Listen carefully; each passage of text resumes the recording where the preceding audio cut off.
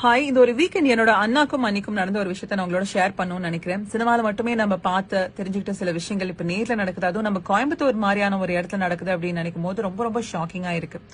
என்னாச்சுன்னா, சனிக்கிழமை அன்னைக்கு ஒரு ஆஃப்டர்நூன் வாக்குல வந்து அண்ணா அண்ணி வந்து குழந்தைய பிக்கப் பண்றதுக்காக ஸ்கூல் பக்கத்துல, அதாவது கொடிசியா பக்கத்துல இருக்க ஒரு பிரைவேட் ஸ்கூல் வாசல்ல போய் வெயிட் பண்ணிருக்காங்க.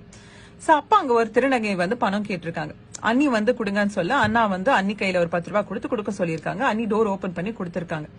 அப்ப அந்த திருநங்கை வந்து எனக்கு 2 1 ரூபாய் காயின் கொடுங்க, உங்க தலையில வச்சு ஆசீர்வதிக்கிறேன் அப்படின்னு கேட்டிருக்காங்க. இவங்களும் தேடி வந்து ஒரு 1 ரூபாய் காயின் கொடுத்திருக்காங்க.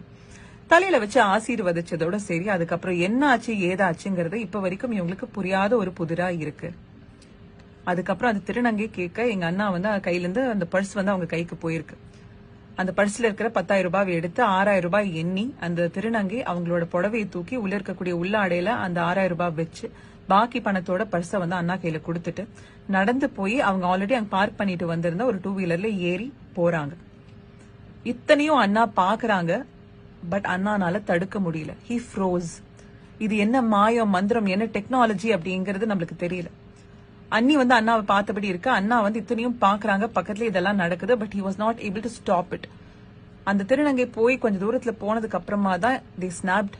என்ன நடந்ததுங்கிற ஒரு ஷாக்ல அவங்க இருந்திருக்காங்க. அண்ணா அப்புறம் வந்து ரியலைஸ் பண்ண ஒரு விஷயம், அவங்க திருநங்கையா கூட இருந்துக்கணும்னு அவசியம் இல்லை, ஒரு ஆணா கூட இருந்திருக்கலாம். ஏன்னா யூஸ்வலான திருநங்கைகளை விட இன்னுமே வந்து வாட்ட சாட்டமா அவங்க இருந்தாங்க அப்படின்னு. ஒரு திருநங்கைங்கிற போர்வையில வந்து வேற யாராவது இந்த குற்றத்துல கூட ஈடுபட்டிருக்கலாம்.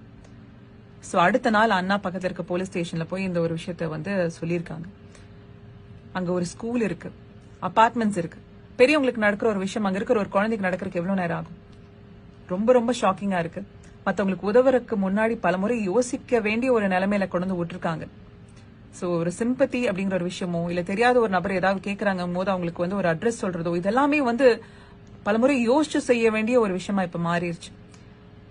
Please be careful. இந்த மாதிரியான விஷயங்கள் உங்க ஏரியால ஏதாவது நடந்தாலோ ப்ளீஸ் வந்து அதை வந்து போலீஸ் ஸ்டேஷன்ல ரிப்போர்ட் பண்ணுங்க. சோசியல் மீடியா பயன்படுத்தி நிறைய மக்களுக்கு சொல்லுங்க. That will all be alert. Please be aware. சேஃபா இருங்க. தேங்க்யூ.